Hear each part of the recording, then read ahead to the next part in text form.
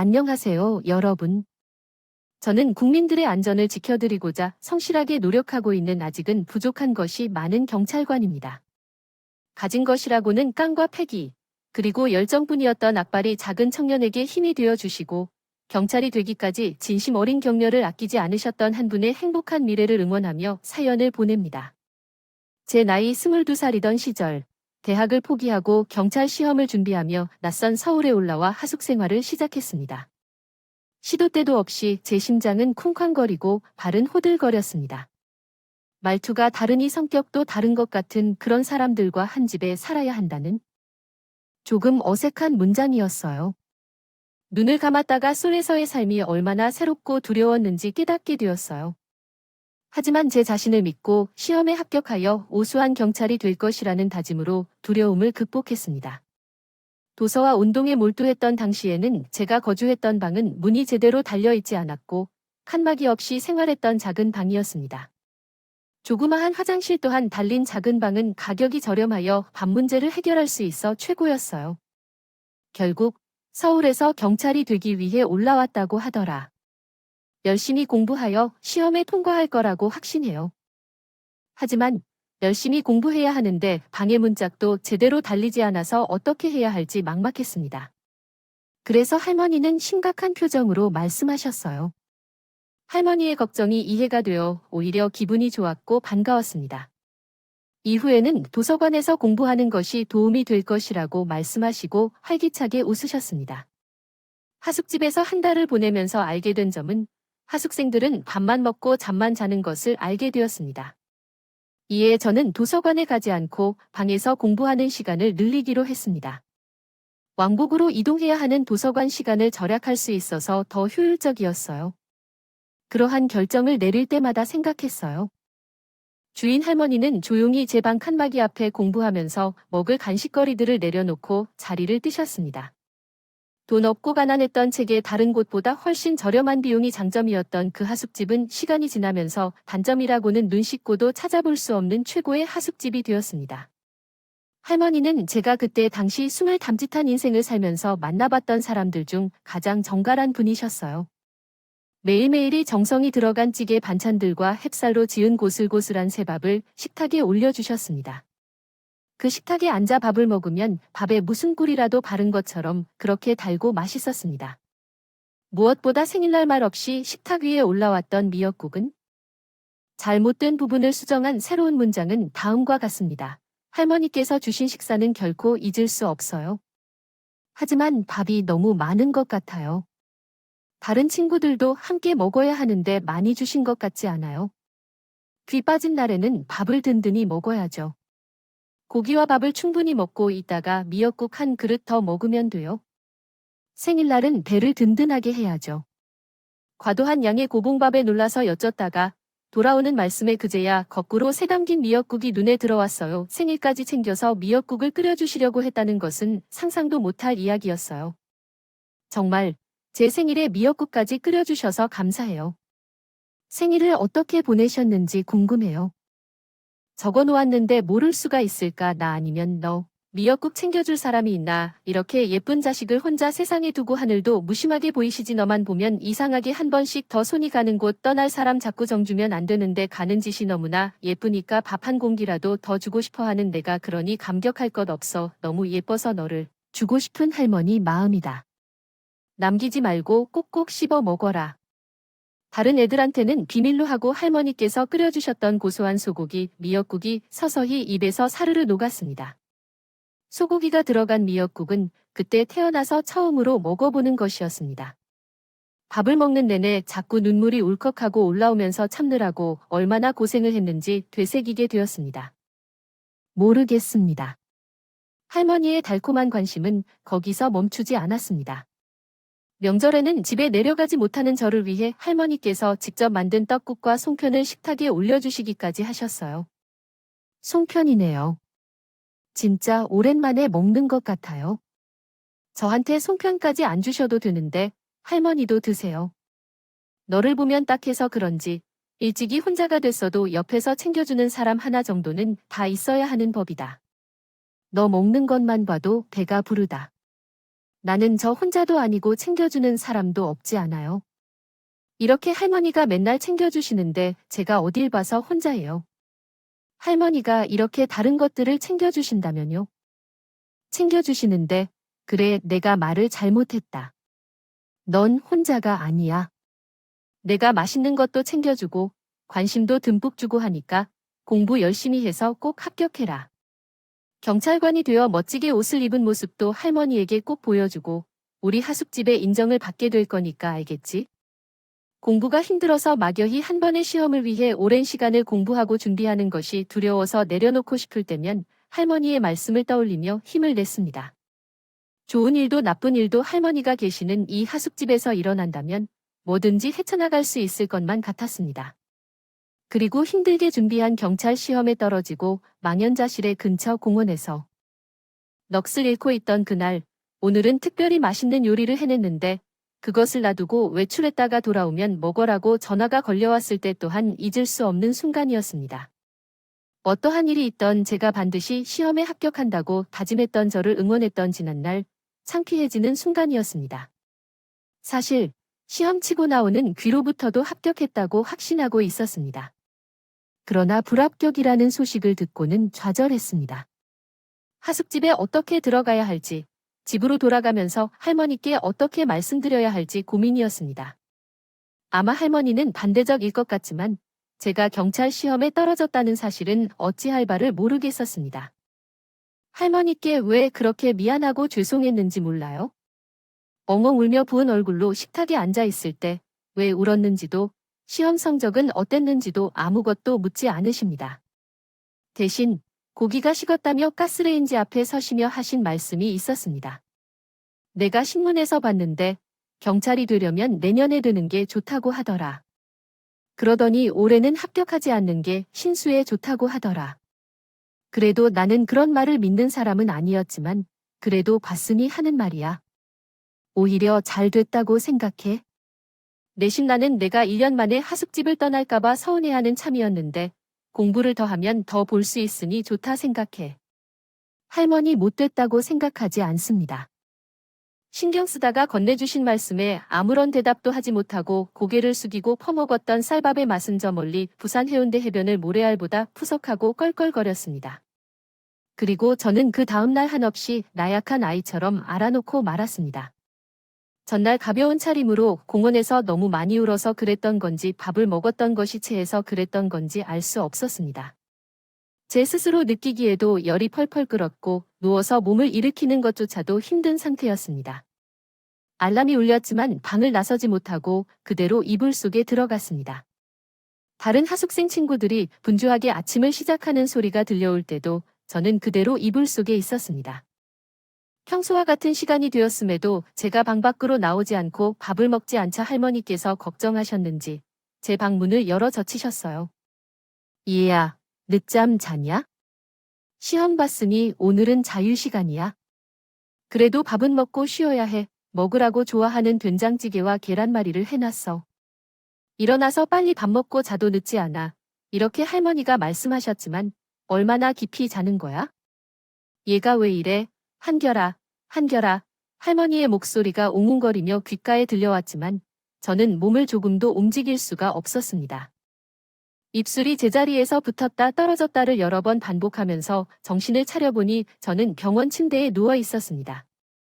한결이 일어나 정신이 들었고 할머니가 어떻게 여기 있게 됐어? 라고 물으셨다. 나는 화를 내며 할머니에게 말했다. 그렇게 미련을 부리는지 몰라며 몸이 조금이라도 아프거나 이상하다고 느낄 때 할머니에게 아무 말도 안 했어야 했는데 이렇게 참아왔더니 어찌 되나 싶다. 그 시절에는 정말 괜찮았던 것 같은데 어제는 하루 종일 시험 결과 때문에 고민하느라 몸 상태에 신경 쓰지 못한 것 같다. 내가 얼마나 놀랐고 무서워했는지 넌 모르겠지. 집에도 없었고 나갈 만한 지인도 없었다. 구급차가 도착할 때까지 얼마나 초조하고 불안해했는지. 윤서가 너 집에 돌아가면 오늘 하루 종일 책 한 자도 못 볼 거야. 꼼짝없이 쉬어야 될 줄 알아. 할머니 많이 놀랐었어요. 진짜 죄송해요. 죄송하긴 뭐가 있어? 아픈 몸한테 미안해하면 되지. 나한테 죄송할 게 뭐가 있다고? 병원에서 할머니의 귀여운 잔소리와 함께 링거 주사를 다 맞고 나니 몸이 제법 가벼워졌어요. 꼭 물에 젖은 솜처럼 무겁고 축축한 몸이 언제 그랬냐는 듯 깃털처럼 가벼워졌어요. 집에 돌아가면 공부를 시작해도 되겠다 싶었습니다. 그래서 자연스레 책상 앞에 앉았는데요. 벌컥하는 소리와 함께 칸막이 문이 거칠게 열렸습니다. 이거 봐, 내가 제명에 못 살지. 공부하지 말고 오늘은 좀 쉬라니까 말을 안 듣고 또 걱정을 시키네. 너, 안 되겠어. 따라와. 할머니는 깊은 한숨을 내쉬며 책상 위에 펼쳐진 책을 덮고 거실로 향했습니다. 처음 보는 할머니의 모습에 긴장한 채 따라간 거실에는 낯선 이불이 펼쳐져 있었습니다. 소파 위에 가니 침대를 만들어 드렸어요. 여기 누워, 할머니. 저 이제 진짜 괜찮아요. 정말 멀쩡해요. 요즘 주사가 좋아졌는지 봐요.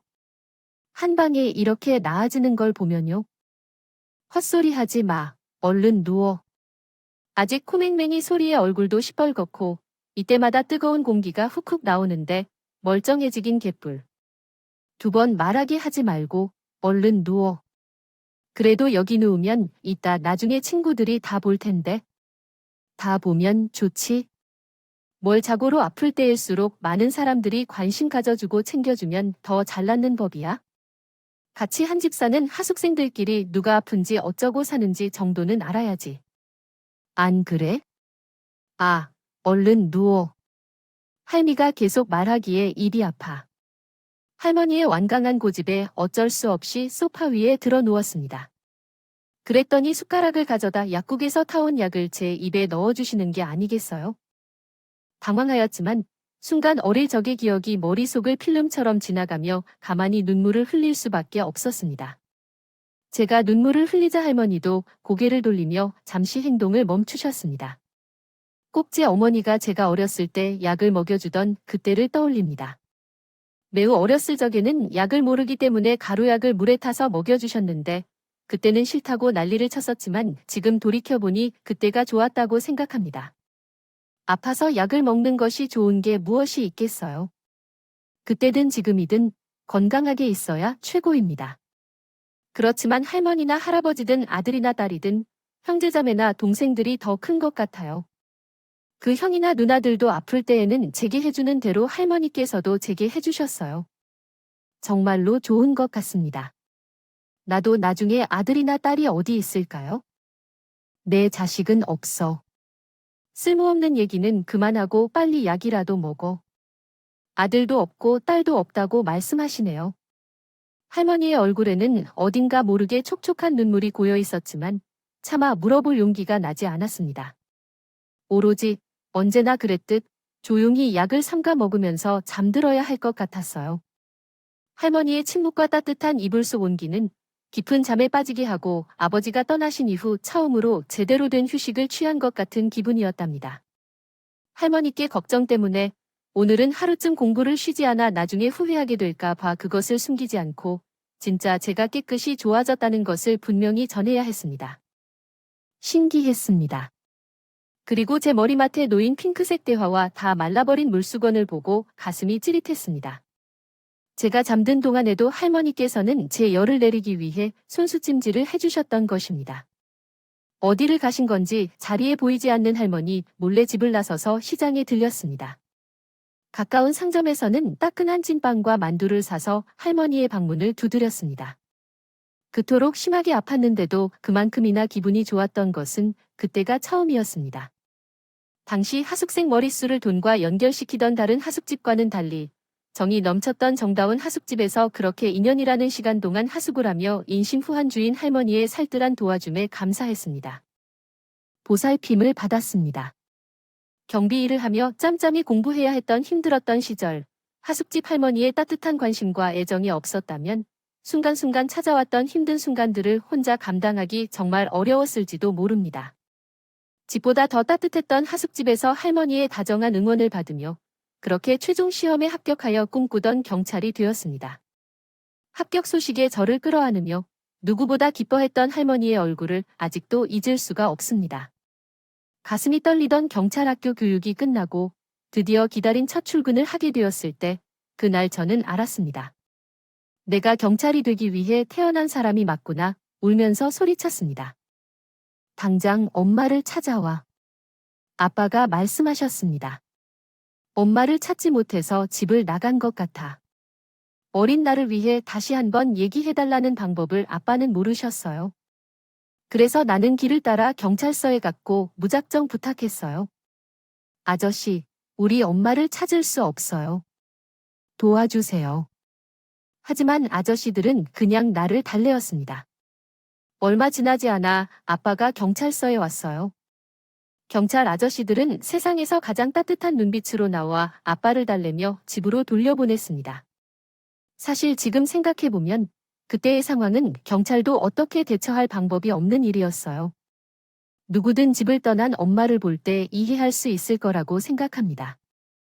명백히 도망쳤기 때문에 잠깐 동안 경찰서에 서 있으면서도 이상하고 어색한 행동을 하는 아버지와 도망간 엄마가 없었다고 거짓말하며 소란을 피우던 나에게 잠시간의 차가운 표정도 짓지 않고 따뜻한 말로 다독여 주신 경찰 아저씨들 덕분에 괜히 안정되는 기분이었습니다. 엄마가 도망쳤다는 건 어릴 적에도 그때 약간 알고 있었으니까요. 저는 누구도 원망하지 않았습니다. 그저 이후로는 어른이 되어도 착한 어른이 되기를 원했을 뿐이었습니다. 착한 어른이 되기를 희망한 것이죠. 또, 그때 경험했던 세상에서 가장 착한 어른은 아마도 그 경찰이었던 것 같아요. 그래서 경찰이 되기로 마음먹었죠. 고등학생이 될 때 세상에서 가장 착한 어른은 꼭 경찰이어야만 하는 것이 아니라는 현실을 깨달았지만 그래도 경찰이 되고 싶은 마음에 변함이 없었습니다. 당시 공무원이 되어 안정적인 직장 생활을 할 것이라는 생각으로 몸도 정신도 멀쩡하지 않은 아버지를 지켜야 한다는 결심이 들었기 때문입니다. 꿈을 키우며 공부를 해나감으로써 고등학교 생활도 금방 지나가고 어느덧 고등학교 졸업이 다가왔습니다. 졸업식 때, 중학교 졸업식 때는 늘 혼자였지만 고등학교 졸업식에서는 혼자가 아닐 것이라는 확신이 들었습니다. 북적대는 인파를 뚫고 혼자 학교를 떠날 때 멀리서 사는 동안 한 번도 본 적 없는 사람이 내게 다가왔습니다. 고모라는 사람이 제게 다가와서 말했습니다.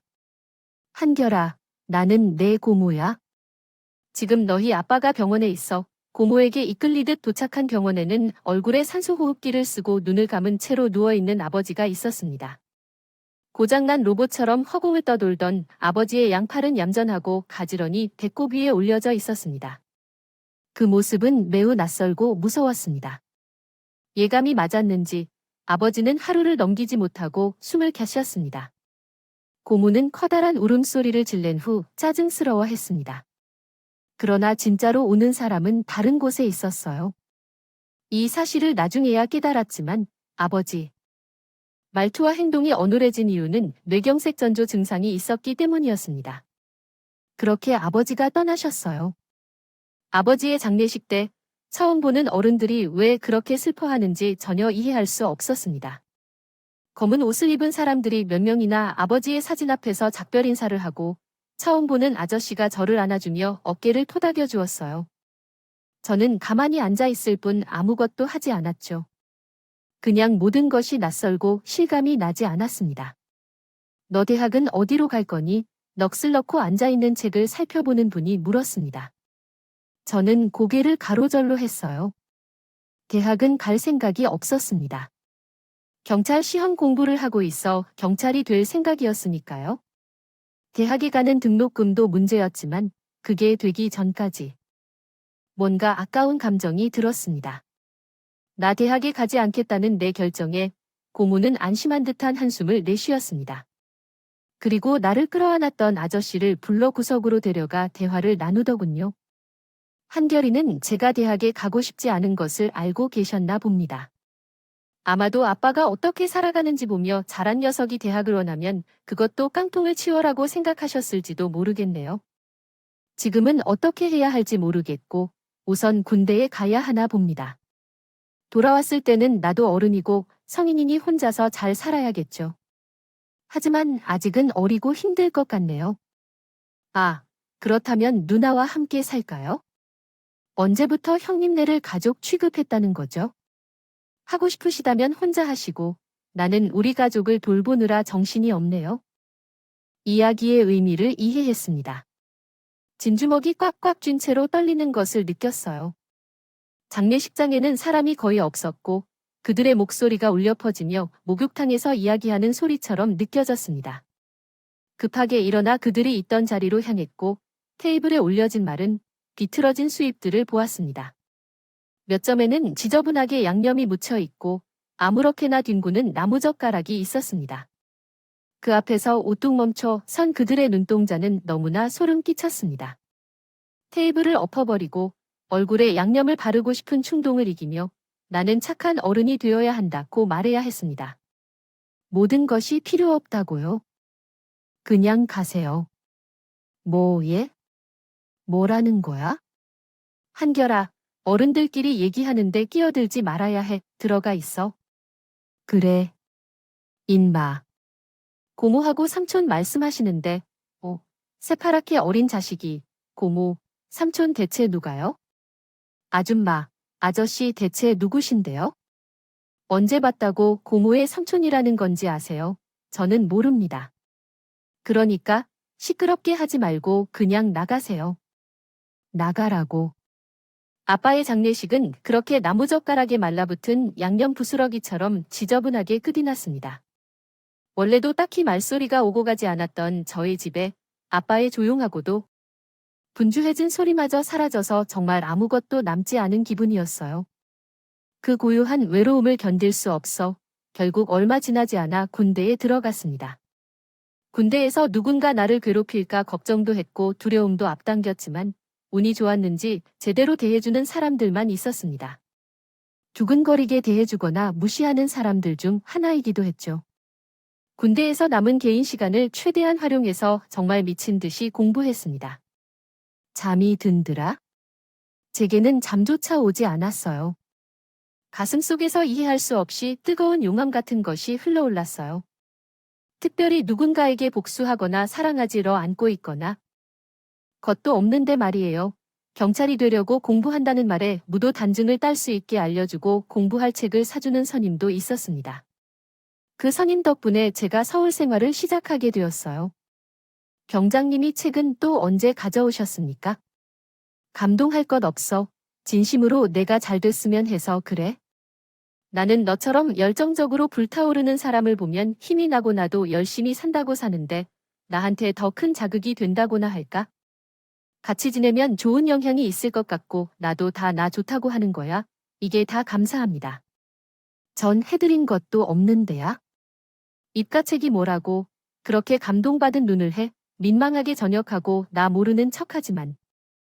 마, 나 먼저 나가 기다려줄 테니까 저녁에 연락해. 정말 연락해도 되겠니? 당연하지. 안 하면 너 내가 찾아갈 거야. 내가 너를 대학로 구경도 시켜주고 공부하면서 먹고 사는 방법도 궁리해줄게. 혼자 좀 외롭지 않니?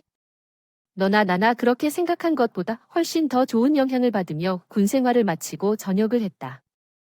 전역을 하자마자 가장 먼저 한 일은 그 선임에게 연락하는 것이었다. 삐소리도 없고 집 전화도 끊겨 있어서 공중전화로 선임에게 전화를 걸었다. 그리고 몇 개 없는 짐을 챙겨 서울로 향했다. 선임을 만나 대학로를 구경하며 여러 이야기를 들었다. 나는 하숙집에서 지냈다. 요즘 타지에서 온 사람들은 대부분 하숙집에서 지내고 있어. 나는 이곳이 번화가가 아니라 좀 떨어진 곳에서 지내고 있는데 너도 우리 하숙집이나 근처에 있는 저렴한 하숙집을 찾아보면 돼. 내가 너가 서울로 와서 살면서 일을 찾을 수 있도록 도와줄게. 형님이 시험에 합격해서 경찰이 되는 목표 말고는 전역 후 어떻게 살아갈지에 대한 계획이 없었기 때문에 일을 찾아야 했다고 손님이 말했다. 나는 진짜 서울에서 지내게 되었어. 당장 짐을 내리러 하숙집으로 향했지만 선임이 사는 하숙집은 빈 방이 없다고 해서 더 구석으로 들어가야 했고 허름한 하숙집 문을 두드리게 되었습니다. 정다운 하숙집이었습니다. 시험에 준비하면서 거기서 먹고 자기도 했어요.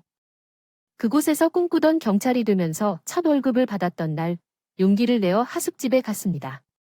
이제 합격하고 경찰이 되었으니 이 동네에는 더 이상 오지 말라는 결심으로 더 좋은 집에서 더 맛있는 밥을 먹으며 더 나은 삶을 살아야겠다고 생각했어요. 경찰 학교에 가기 전 할머니께서 하신 단언이 그리워서 거의 찾아보지 못했었습니다. 그러나 월급이 들어온 통장을 보니 더 이상 망설이고 싶지 않았어요. 말도 안 되게 적은 돈을 받으시면서 항상 따뜻하고 맛있는 밥과 진심 어린 격려를 해주신 분이 많은 분인데 아마도 많은 사람들이 첫 취직 후 받은 월급으로 부모님께 선물을 사는데 사용하는 것과 비슷한 일을 하시는 게 아닌가 싶습니다. 마음이 지나죠. 제가 겨우 2년 만난 그 할머니를 부모처럼 생각한다고 하면 과장된 표현이라고 생각할 수 있겠지만 억지스럽겠지만 타지에서 부모 없이 힘든 시험 공부를 하는 책의 할머니가 내밀어 주셨던 손길은 그때 당시 가장 절실했던 관심이고 애정이었을 것입니다. 할머니는 제게 한결이에요. 제가 왔어요. 일부러 옷도 갈아입지 않고 초인종을 눌렀습니다. 나 경찰이에요 하며 온몸으로 티를 내며 문 앞에 서 있는데 놀란 얼굴을 하고 뛰어나온 할머니를 보니 반가움에 눈물이 울컥했어요. 어쩐 일로 오셨어요?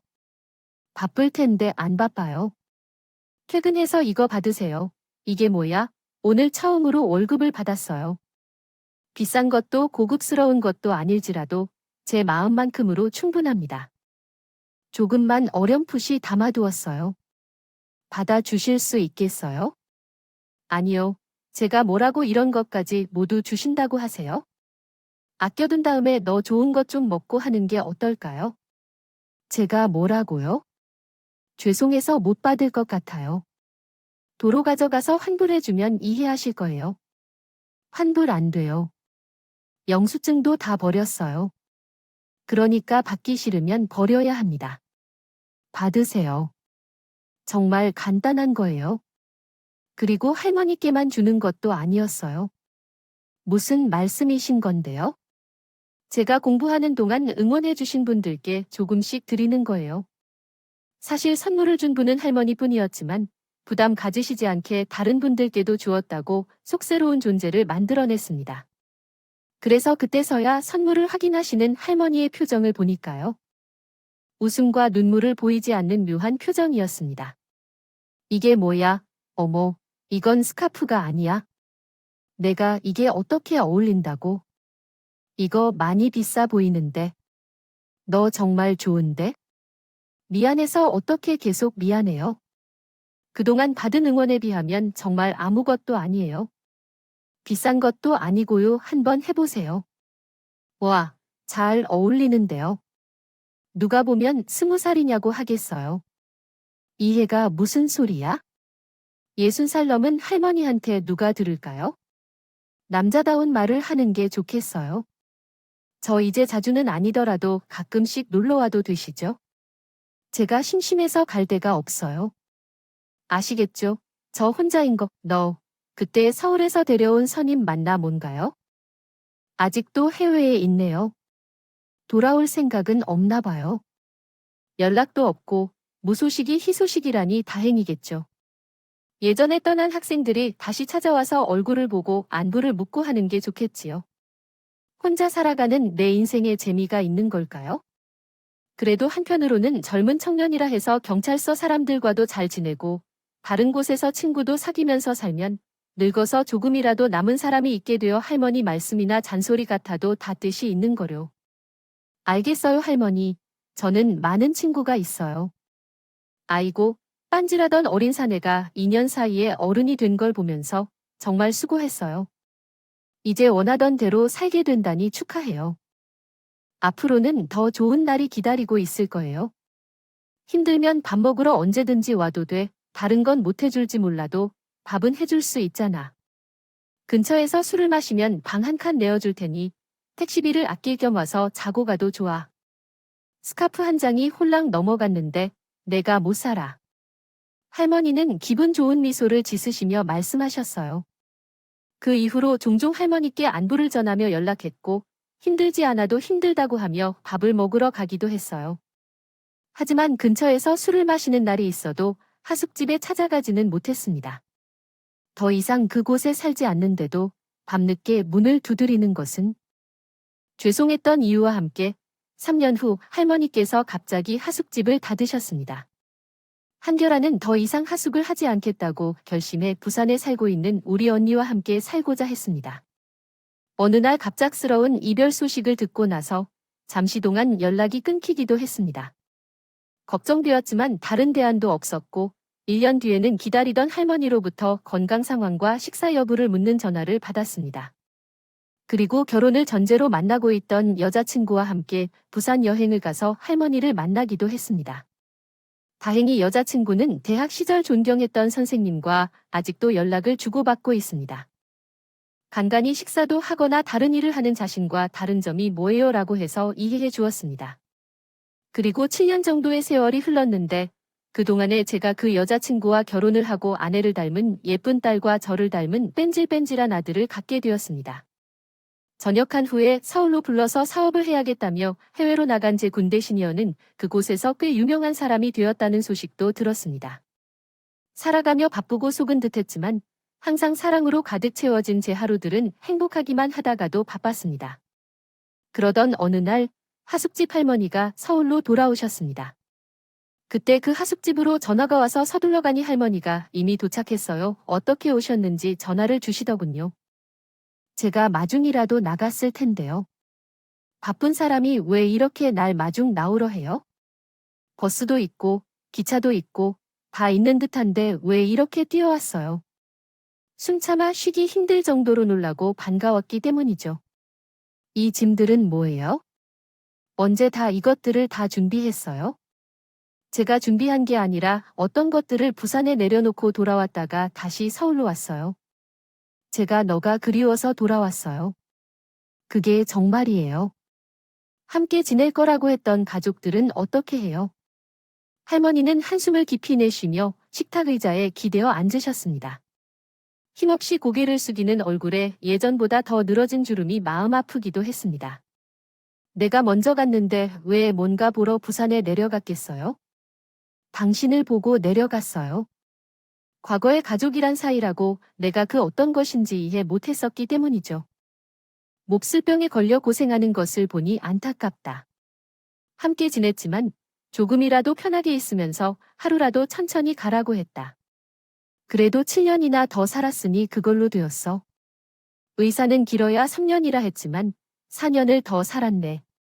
참나, 이제 내 할 일 다 했어. 다 했어. 근데 왜 이렇게 가슴 한켠이 저릿저릿한지? 할머니의 말씀은 감히 예상하지 못한 이야기였습니다. 그냥 자매간의 우정으로 함께 살기 위해 내려가신 줄 알았는데 단순히만 생각했던 나는 멍청했다.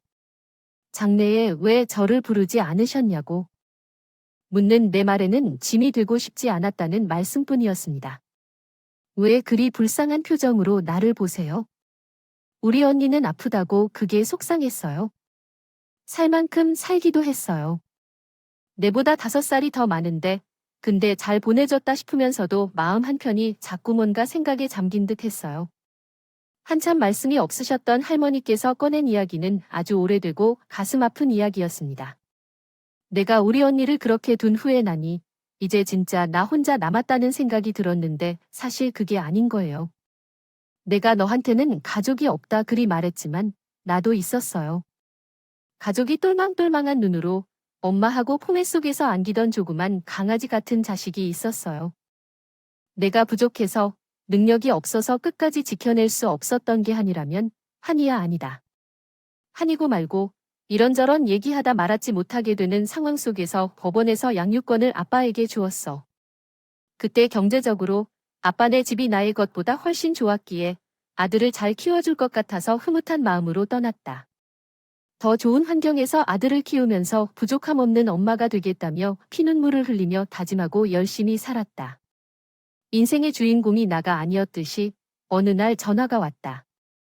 아들이 사라졌다고 하여 나와 함께 있는지 묻고 찾아 나섰다. 밤낮 없이 정신을 차릴 수 없을 정도로 사납게 찾아다녔다. 아들을 찾는 일에만 몰두하며 정신이 없어 보였지만 5년 동안 계속해서 그런 상황에 빠져 있었어요.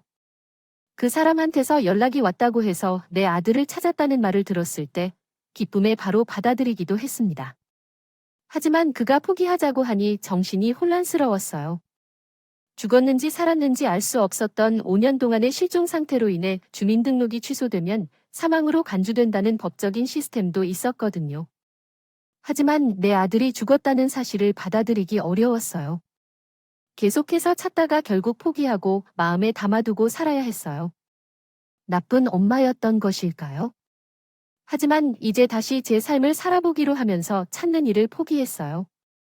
하지만 아들은 어디에 있을지, 어떻게 살아가고 있는지에 대해 아직 모르겠지만 그가 사나 죽었는지에 대해서도 확실하지 않았습니다. 큰애들이 한 집에 모이면서 밥을 차려주면서 즐겁게 웃고 살았으니까 좋았어요. 근데 말이야, 그렇게 다 포기했는데도 우리 언니가 혼자 가는 걸 보니까 죽기 전에 더 말도 적게 멀리서라도 살아있는 우리 아들의 얼굴 한 번만 보고 싶어서 다시 서울로 돌아왔어요. 언니가 눈을 감기 전에는 그냥 부산에서 계속 살아야겠다고 생각했는데 아들을 생각하니까 머릿속에서 사라지지 않고 가슴 한켠에 묻어두었던 게 있었어요. 할머니는 눈물을 흘리지도 못하고 떨리는 목소리로 지나온 일들을 저한테 말씀하셨어요. 차마 눈물조차 흘리지 못하는 그 마음을 감히 헤아릴 수 없었던 제게 어떤 말보다는 할머니를 대신해 뜨거운 눈물을 흘리며 대신했다. 집에 돌아와 아내에게 이야기를 했더니 눈물을 흘리고 있던 아내는 반신반의하는 말투로 물었다. 여보, 동기 중에 실종팀에 있는 사람이 있지 않아? 규현 씨였나? 귀환이 맞아, 걔가 거기 있지? 그런데 말하면 찾을 수 있을까? 정말로 죽었을지도 몰라. 그래도 한번 확인해 볼 필요가 있지 않겠어? 그렇게 감정적으로 말하시는 것을 보니 마음이 아팠다.